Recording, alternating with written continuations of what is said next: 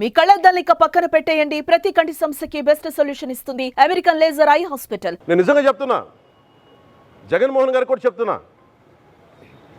మీరే కనుక నేనే కనుక సనాతన ధర్మం మీద పోరాటం చేయాలని నన్ను ఆపేవాళ్ళు ఎవరు లేరు ఈ దేశంలో, గుర్తుపెట్టుకోండి.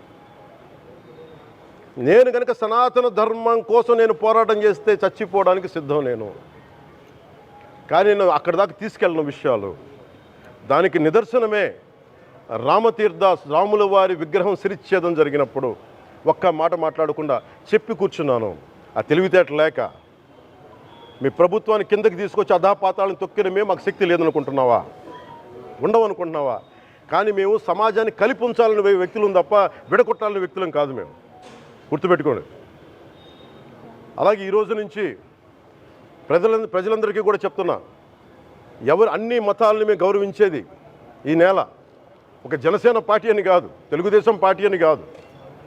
మీరు ఏ పార్టీలకు సంబంధించిన వైసీపీలో ఉన్న హిందువులందరూ ఏం చేస్తున్నారు? మీరందరూ పోటీ పడ్డారు కదా తిరుమలకి వెళ్ళడానికి. మీరు మర్చిపోయారు, ఇందులో ఈ పాపం మీకు కూడా వస్తుంది, ఈ పాపం మీకు కూడా తగులుద్ది.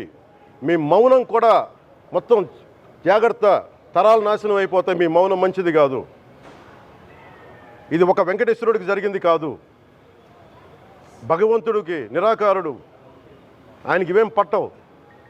మనం నమ్ముకొని ఆయనకి వెళ్తున్నది మనకి బాధ్యత. ఇది ఇంకా ప్రతి ఒక్కరు దీన్ని గుర్తుపెట్టుకోండి. చేతులెత్తి వేడుకుంటున్నాను. సగటు హిందూ మీరు సినిమా టికెట్లకు వెళ్ళిపోతారు. అభిమానులు అందరూ మీరెవరు హిందువులు లేరా?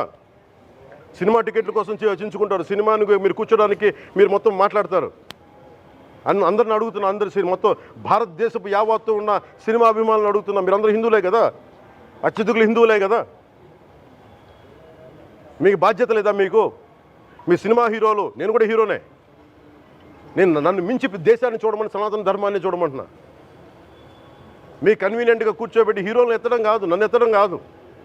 ధర్మం విఘాతం కలిగినప్పుడు ధర్మానికి మీరు మాట్లాడటం మీ బాధ్యత. నా తరం మేము కష్టపడుతున్నాం, ముందుకు వచ్చాం. ఎవరి కోసం పడుతున్నాం ఈ కష్టాలు? మాకు సరదా కాదు. ప్రతి ఒక్కడి ఇష్టానికి వచ్చి మాట్లాడుతూ ఉంటే బాధ కలుగుద్ది. అయ్యప్ప స్వామి దీక్ష చేసే వాళ్ళ మీద ఎంత ఇష్టారాజ్యంగా మాట్లాడతారు. ఇదే మీరు ఎవరన్నా సరే ఇస్లాం మీద మీరు గొంతు ఎత్తగలరా?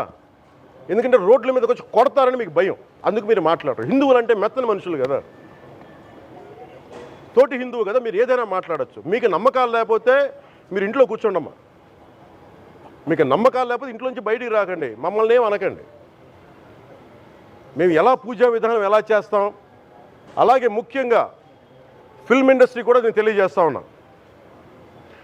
దీని మీద మీరు మాట్లాడితే మద్దతుగా మాట్లాడండి, లేదంటే మౌనంగా కూర్చోండి. అంతేగాని మీ మాధ్యమాల ద్వారా అపహాస్యం చేస్తే మటుకు ప్రజలు మిమ్మల్ని ఎవరు క్షమించరు. ఎందుకంటే చాలా డీప్ పెయిన్ ఇది. మీరు లడ్డు మీద జోక్లు వేస్తున్నారు. నేను ఒక సినిమా ఫంక్షన్లో కూడా చూశాను, laddu is a sensitive issue అని. Don't you ever say that.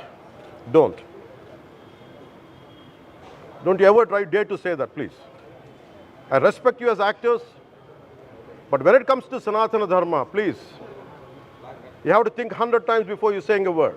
Suman టీవీలో మీ పర్సనల్ అండ్ బిజినెస్ ప్రమోషన్స్ కోసం కింది నెంబర్కి కాంటాక్ట్ చేయండి.